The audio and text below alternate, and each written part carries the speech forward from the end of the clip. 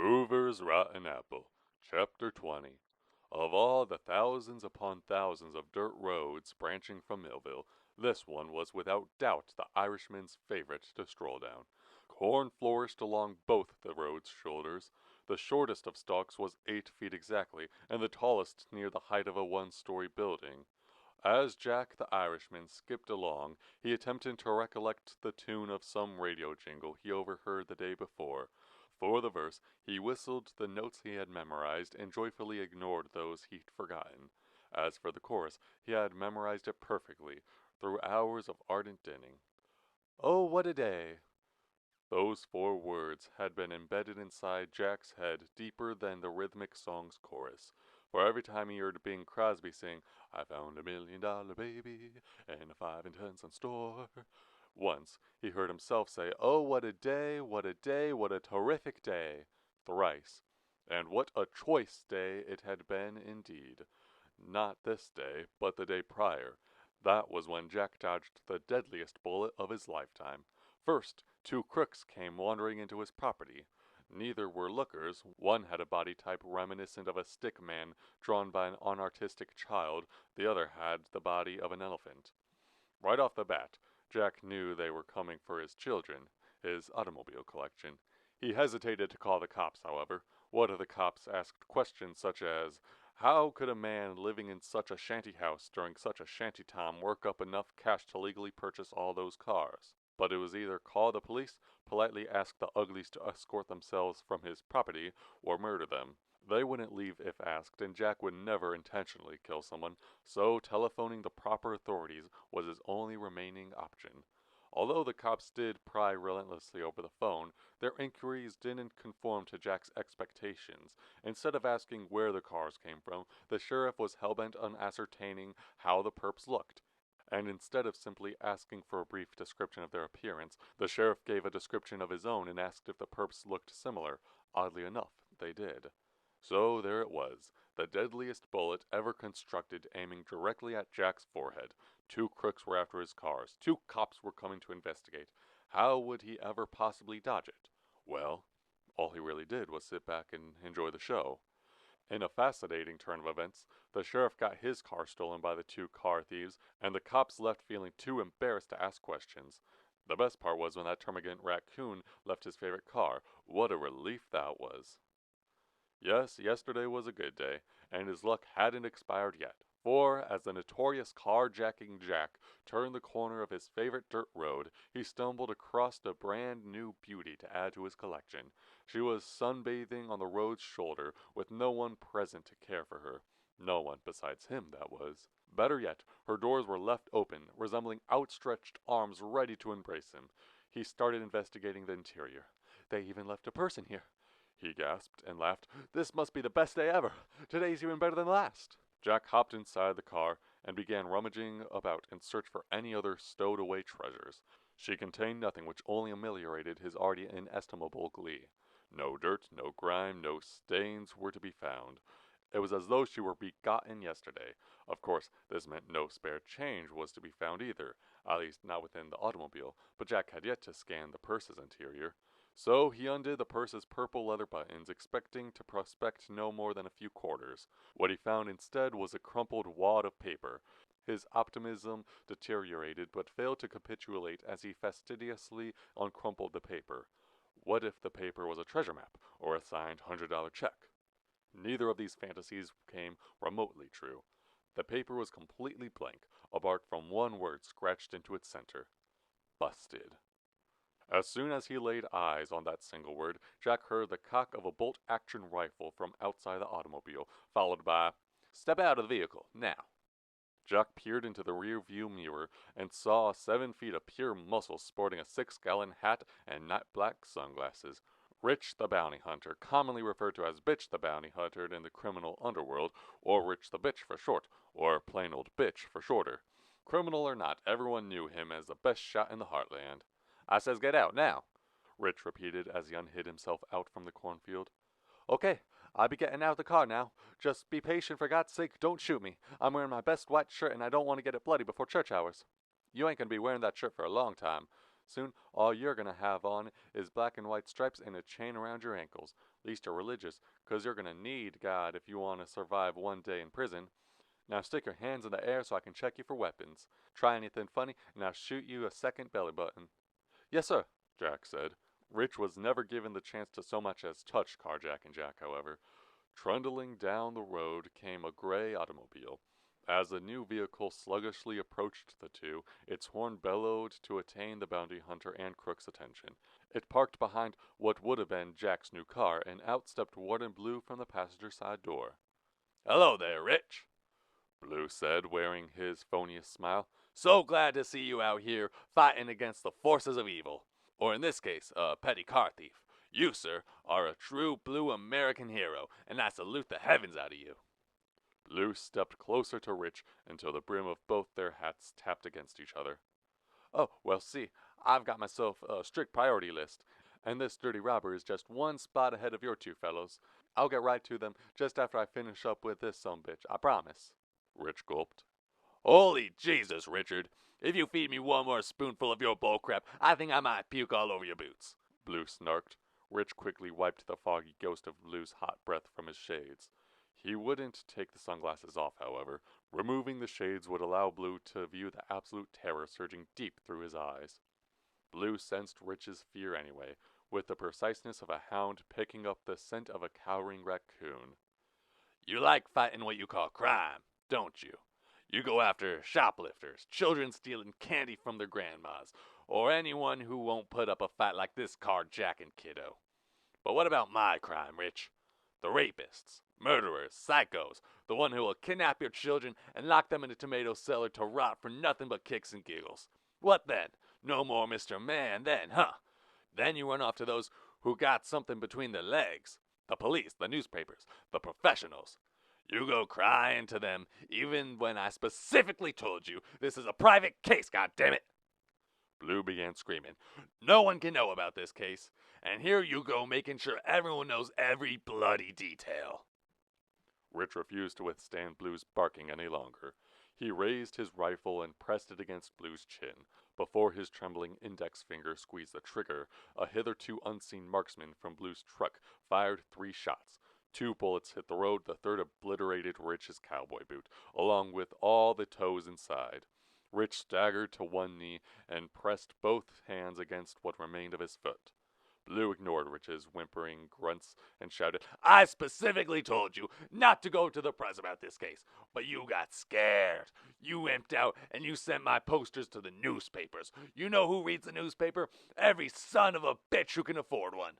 But all it'll take is one cocksucker with the right sources to find out that those 2 men, who you believe murdered that bitch in the sewers, should have been wanted for escaping my prison instead. I'll lose everything. My workers will lose everything. We'll be sleeping in alleyways with newspapers for blankets, huddling around dumpster fires for warmth, forced to rummage through restaurant toss-out for dinner. And it'll all be your fault." Blue picked up Rich's rifle and pushed it into his hat. "So, do you see where you messed up?" Before Rich answered, Blue squeezed the trigger. All the open space in the field instantly filled with the echo of a bang. A black blizzard of crows lifted from the cornstalks and swarmed away from the murder scene. Blue turned to Jack. "Now for you, Pipsqueak. How do you say I ought to handle you? This gun's still got some ammo, and it wouldn't take much to hide a scrawny little fella like you. Maybe I'll place you down by the creek. I hear a lot of folks go down there to hunt nowadays. Yeah, we'll make it look like an accident. Somebody thought Carjacking Jack was Jackrabbit Jack. Squeeze the trigger and boom! No more carjacking for you," Blue said, half-jokingly as he stepped closer to Jack. "No, please don't hurt me. I swear I'll be good. Just don't do nothing. I've got a family to feed, like you says. Without me, they'll be thrown to the cold, wet streets with no blankets or food or nothing. I won't tattle. I ain't like Rich the bitch. I won't be no squealer if you spare me this one. Please. And if anyone asks what happened here today, I'll lie. Hell, I lie all the time. I'm not even an Irishman." The Irish accent dropped from Jack's mouth immediately. In its place was an American-born and American-raised Midwestern drawl. "American. Iowan even, just like you. You just witnessed a man gag on his own rifle because he fed me bullcrap, and here you are doing the exact same thing. You think I like eating bullcrap? Is that the case? I know you ain't got no one waiting at home for you. But you do got something at home, maiden. Quite a lot of them, actually. I was just picking on you about putting a bullet through your skull. But do you realize how long you'd spend in prison for all them stolen cars? I sure do, and if anybody's gonna keep you there, it might as well be me. No, I don't want to be locked up. I heard rumors about prison. Do you know what happens to them prisoners once they get locked up? They're chained together and labor in the courtyard and fields and roadsides day in and day out with no break. No, of course I know what happens there. I'm the Mugs Warden. And I'm personally going to tell you that nearly all that nonsense you listed is nothing more than a lie told so kids don't steal candy out of drugstores. But you do got a fair point.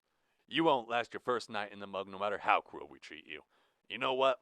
I've got some trust in you. You got some tight lips, I'm sure. So, I've decided you won't be taken anywhere you don't want to go, as long as you do one thing. Blue pointed the gun at Jack. Jack stared at Blue. How did today take such a sharp turn? 1 second he was enjoying a midsummer stroll, and now... Go ahead. I ain't gonna stand around all day. Take it. Jack extended one trembling hand towards the rifle, certain that Blue would squeeze the trigger and end it all the moment he made contact. Blood soaked the barrel along with Blue's hands. Puke crawled up Jack's throat as he touched the slimy gun. All muscles tensed, preparing themselves for the shot that would either lead to death or the worst pain of his life. Neither came. He clenched the barrel tighter, but Blue didn't shoot. It didn't matter if Blue would squeeze the trigger or not. He was about to die from fear alone. His other hand reached for the barrel, and the rifle increased 3 times in weight. Blue had let go and was now returning to the prison vehicle. You? Jack gulped down his vomit before continuing. You really want me to just keep this thing? Blue stopped in his tracks. Yes, you can keep the gun as a memento. So when you grow old and weak and nobody believes half the rubbish you spew out, whether it be truth or lies, you can sit your grandchildren down and tell them of the time you realized the mug was not a force to be reckoned with. Leave out as many details as you want, or add some if you want to spice things up. Just make sure you're old enough so they don't believe it anyway.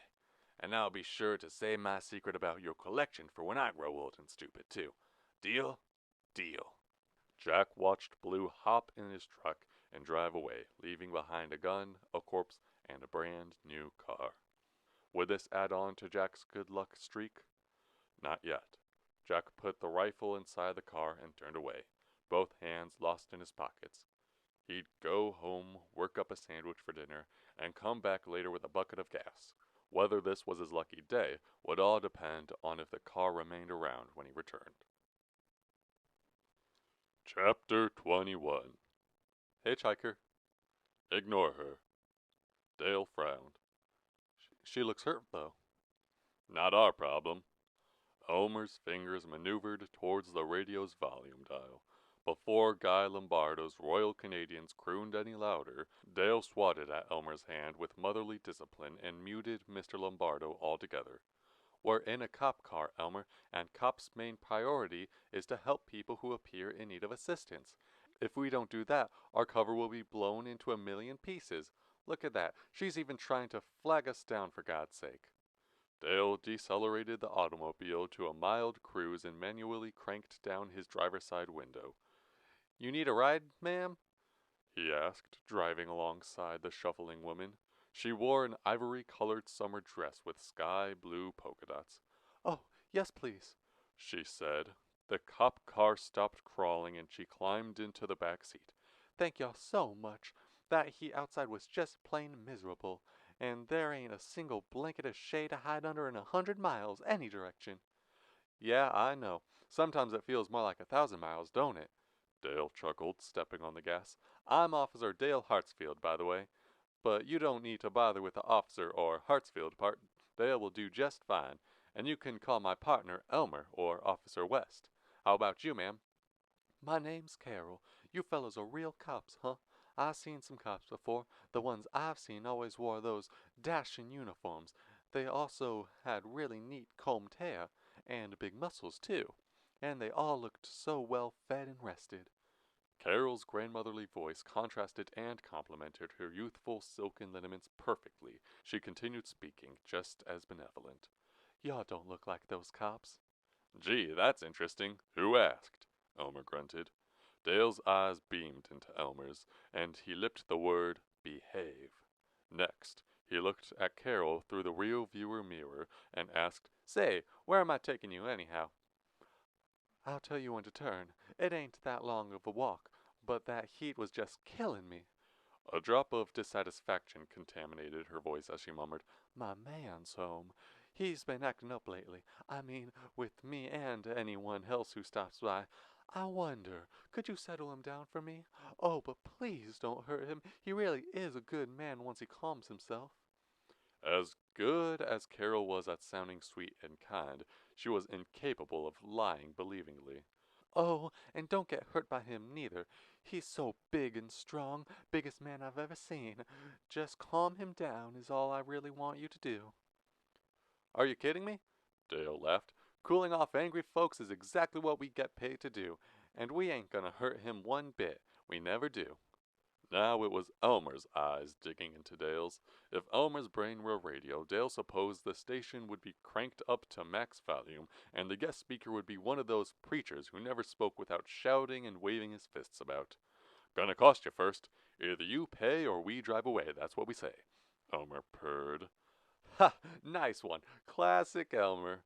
Dale chuckled, his face a devilish red. "My partner's just picking at you is all. Aren't you, Elm?" He hurled another scowl at Elmer, who didn't dignify it with a response. Elmer simply stared out the window at the passing Rye.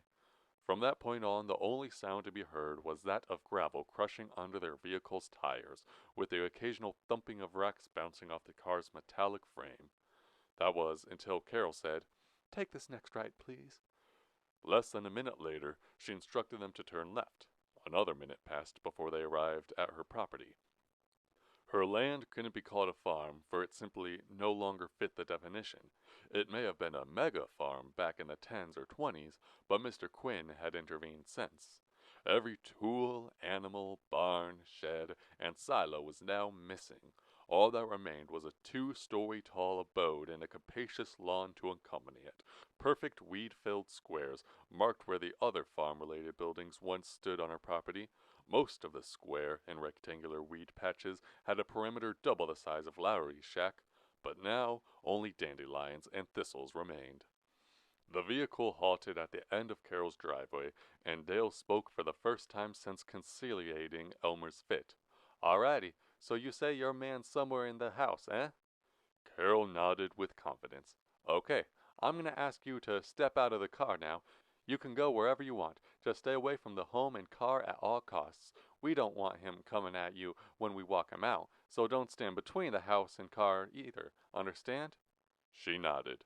Dale and Elmer exited the car and began the endless journey from the cop car to Carol's front porch. The walk consisted of no more than 10 steps. Neither Dale nor Elmer noticed, however. "How's this for a game plan?" Elmer started as they entered the home. "First, we find a piece of wood or hammer or something.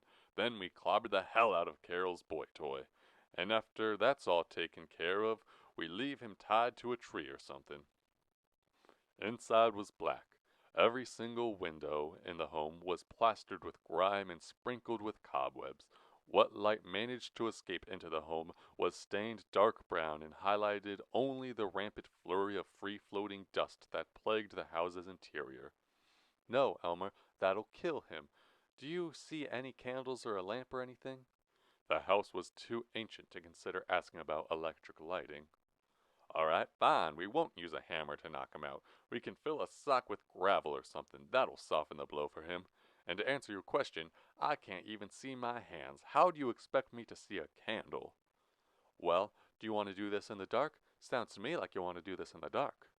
Dale and Elmer collided into each other, but only Dale wobbled. Elmer remained perfectly perpendicular and spoke as though no collision occurred when he said, "No, frankly, I don't want to do this at all. I don't care if we're in the dark or light. This entire deal is a waste of my time. I say we pick up our things and skedaddle on down the road. Carol can take care of her man by herself. We got bigger fish to fry." Dale rolled his eyes, knowing Elmer was unable to see such a defying gesture. Arms crossed, he huffed, "Funny, you say we've got more important fish to fry, but I only got one fish on my mind. The fish goes by the name of Hobo Crow, and although you might have the guts to let Carol down, you sure don't got what it takes to face my fish. Shame. We could do some real good with that one." Elmer didn't provide a response. Dale added, "Plus, we're in too deep to turn back now." "Alrighty, so be it." Elmer cupped his hands over his mouth and called out, "Mister, this is the police. Come out from wherever you're hiding with your hands directly in the air." With the chaos of a cartoon bullet, his voice bounced from wall to wall all throughout the house. If Elmer's voice was a bullet, the responding voice was an artillery shell. "Ain't nobody home. Come back again some other time." Elmer was incapable of pinpointing who it was, but he recognized the voice's disconsolate tone, which was commonly heard within the walls of Freddy's speakeasy.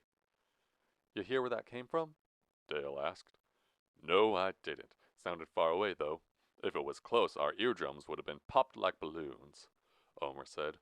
"Let's just move on and see what we see." First, they entered the kitchen. By smell alone, it was clear that the kitchen had never been sanitized and the counters had never been wiped down. Reinforcing this theory was the scurrying of feasting mice, which was heard the moment Dale and Elmer put weight onto the creaking, grease-stained floorboards. Next was the dining room, with its wallpaper lazily pasted on and an asymmetrical brass chandelier hanging from the ceiling. The chandelier was supposed to hold 5 candles, yet not a single drip of wax was present. The dining room also contained an oval table cut from a single sloppy sheet of plywood. Resting on the thin tabletop was every dish used within the past week, from cheesy milk glasses to molding towers of plates and all the bent silverware in between. The third room over contained a staircase leading to the second story. Dale looked up the flight and yelled, "Anyone upstairs?" "No!" the voice shouted from upstairs. "Let's go up," Elmer said. Given how bulky their perp sounded, Dale didn't mind Elmer being the first to venture upstairs. He didn't mind one bit. The stair led to a windowless hallway. The shadows cloaking the hallway made it so nothing was certain besides the existence of 2 doors. One was to the immediate right and the other to the left. That was as far as Dale and Elmer's newfound night vision permitted them to see. What lay beyond those 2 doors was a mystery. The hall could have stretched onward for miles, just as it could have made a precise 90-degree turn after only 5 short feet. Or the hallway's shape and size could have been irrelevant, because their perp could have stood directly ahead, hiding in the shadows with the stealth of a vampire. "Alrighty, jackass, enough hiding. We're gonna find you eventually, so might as well step out from where you're hiding before we come and yank you out like a weed," Elmer yelled with jackhammer force. "Eat dirt," the drunk boomed, his voice coming from behind every door and no door at the same time. Dale and Elmer looked to each other. Elmer nodded, gallantly approached the closest door, and gave it 2 hearty knocks. Nothing. So he progressed towards the next door and knocked again. Dale stood stupidly at the hallway's end, watching Elmer slowly fade into the darkness as he traveled from door to door. Only the tapping's decreasing loudness let Dale know how far into the shadows Elmer had swum. Each knock's power and volume shriveled to half the size of its predecessor. Knock, knock, knock, knock, knock, knock, knock, until from the shade came a low, drunken lie. "I ain't in here." "Dale, get over here now," Elmer said, trying his best to keep a low voice. "On 3, we bust in and beat up." Dale started forward and found Elmer at the hallway's end. An oak bedroom door was to their left. Putting an ear against it, Dale uncovered 2 distinct noises, the first being the heavy breathing of their perp, and the second being the heavier heartbeat inside his own chest. "1, 2, 3, Elmer cried.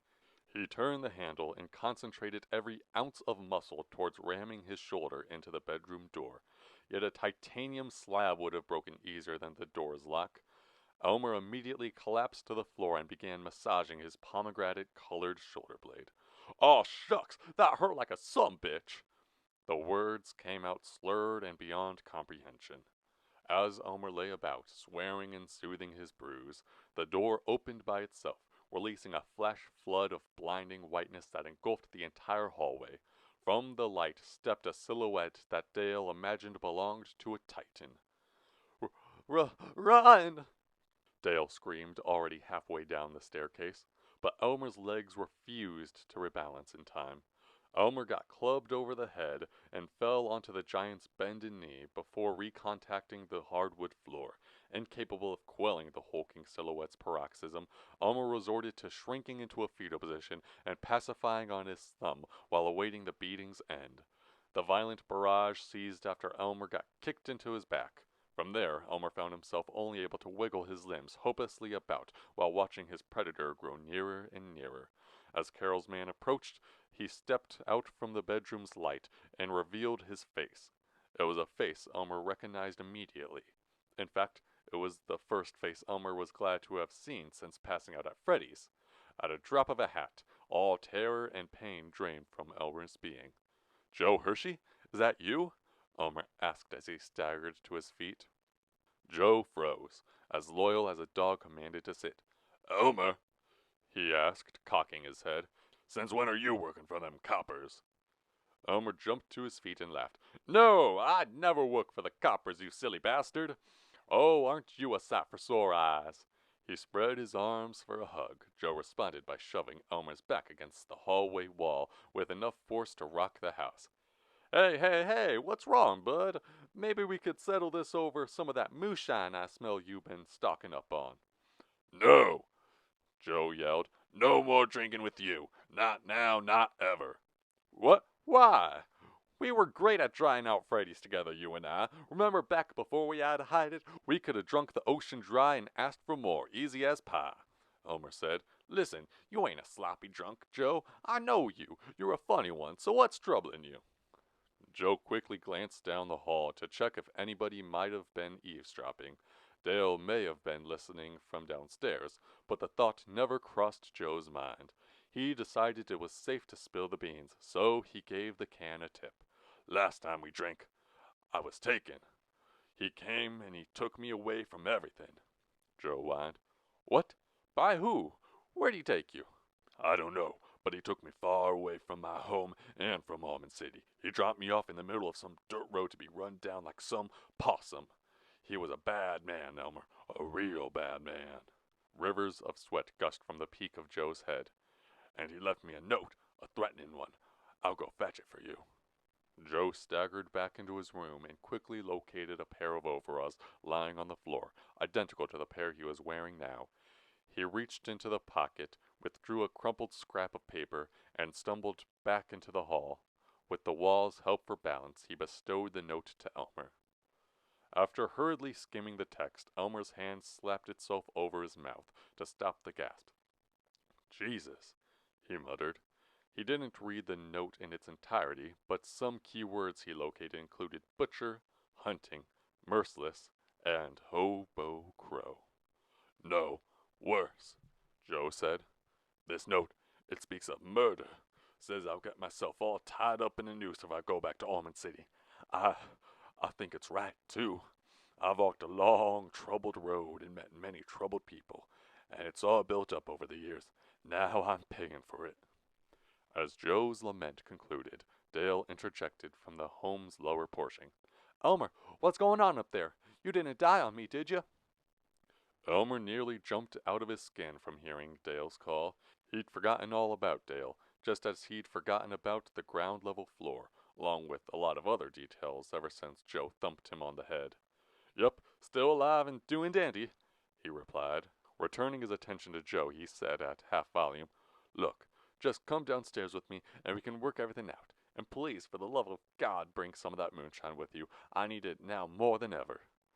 "Are you gonna help me out?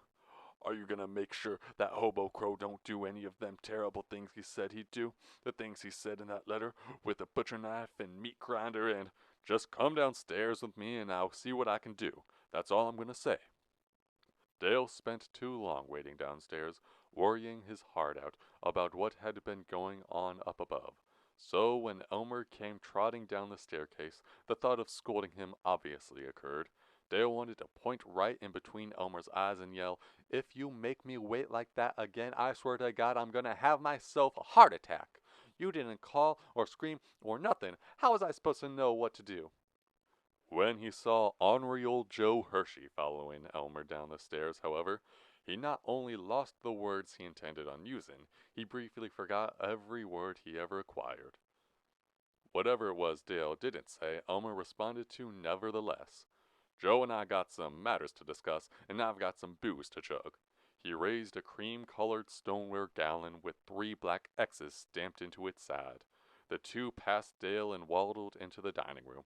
Dale, don't you dare sit with us. Run along and check up on Carol. See if she needs anything and let her know what's happening. But maybe leave out the bits related to alcohol. Oh, and tell her we'll be commandeering her car if she's got one.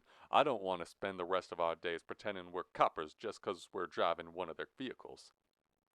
You know, informing her on what you two are up to would be a lot simpler of a task if I myself knew what you two were up to. Where'd Joe come from, and how'd you get more booze, and what are you two discussing that I can't be in on? Dale asked. Just make up the answers yourself. You're creative, and she'll buy anything you sell, I promise. That ain't what I meant, Dale grunted as he left the building. Once the front porch's screen door zipped shut behind Dale, Elmer placed a clay jar of booze on the dinner table and took a seat. We're gonna play a fun game, alrighty, Joe? The rules are very simple. Answer my question, take a drink. You don't got no answer, you don't drink, understand? No, Joe barked. I says no more drinking with you. It'll bring bad luck right to my front porch. I'm already dealing with enough of that nonsense as is.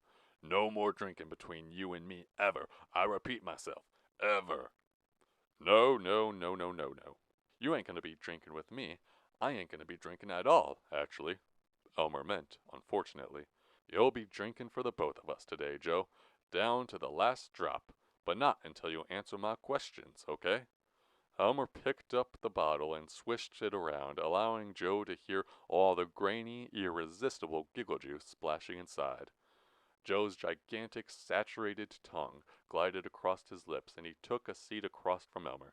Okay, I'm ready for the first question. That's what I like to hear. So, you really believe that Hobo Crow character is a threat to you? That he'll cut you up and hang you on a tree or something like that if he catches you? You don't think he's bluffing or nothing along that line? Yes, he's a big bad wolf indeed. He ain't no liar. He ain't no trickster neither. That letter's too mean for kicks and giggles. Now, can I have a drink, please? Joe outstretched an arm towards the jug. Elmer swiftly slid the moonshine out of Joe's reach just in the nick of time. I don't think so, bud. We're saving all your drinks for the very end. We don't need you any drunker than you already are mid-interview, now do we? Joe's head lowered. No, suppose we don't. Good boy. Now on to the next question. Who kidnapped you? We know he goes by Hobo Crow, but do we actually know him? Did you ever get a sneak peek at him? See how meaty or tall he is? Anything like that will help me out tremendously. That's 4 questions. I ought to be allowed 4 chugs if I answer them all, correct? Sure. Okay, good. I did see him. He had. Joe choked up but persisted. He had horns sprouting up from his forehead. Or maybe they was rocks digging into him. I don't know. But he smelled of gunpowder, and his skin was redder than red, with scales, and his teeth. He had the sharpest, yellowest teeth I've ever seen, with meat and torn up skin in between. Its teeth was the type made for killing, like shark teeth. And he had the darkest eyes sunk deep into the back of his skull, drowning in shadows. All I could see of them was a small white glare, and that was only if the light hit him right. I only saw one emotion in that thing, and it was fury. Elmer's fingers combed through the black fuzz on his scalp. It was only a mask. Joe was drunk, and he mistook the mask for a face, is all. Hell, Freddy knew Hobo Crow, so he couldn't have been whatever demon creature Joe described. But Freddy hadn't spoken with Crow in years. What had Crow been doing during that time? What was Joe becoming? Okay, Joe. One last question, and then you can enjoy as many drinks as you wish. Hillbilly cheer flashed across Joe's face, as if he hadn't been describing an encounter with the devil only a few seconds prior. Most people who've read the newspaper think I'm a killer, and well, do you think I should go after the real deal? take his files down to the coppers so they, along with the rest of the world, can know I ain't no murdering some bitch? Well, why'd you escape prison? Hey, I'm the one asking you questions, unless you're willing to let me take a few drinks of that moonshine, of course. Hell no. That moonshine is all mine. I'm just wondering, why'd you escape prison? Was prison life just too hard for you to handle? Did you make bad friends with the wrong gang? Let's answer my question first. How about it? Why can't you answer mine? Because Omer rubbed the black X's engraved into the moonshine jug. Oh, what he'd do for a drink, or simply a sip at this point. Because my dad's getting transferred to the mug, and I'm the reason my dad got locked up to begin with. He waited for Joe to comment, but only silence followed the statement. He got locked up because he didn't have me around to keep the family business running. He got locked up because I abandoned him. And you knew if he got transferred to the mug, you'd have to confront him about it. You couldn't stand the thought of seeing your daddy for the first time since you left him, so what'd you do instead? Elmer was awestruck. I dug a hole through the courtyard wall, and I ran. The answer was booming in his head, but he refused to translate it into words. Instead, he slid the moonshine to Joe and recited their pre-planned speech. Here's this. Drink up, champ. You deserve it. It only took 3 seconds of violent suckling before the jug ran dry. As those seconds passed, Joe declined further and further and further and further into a seat, until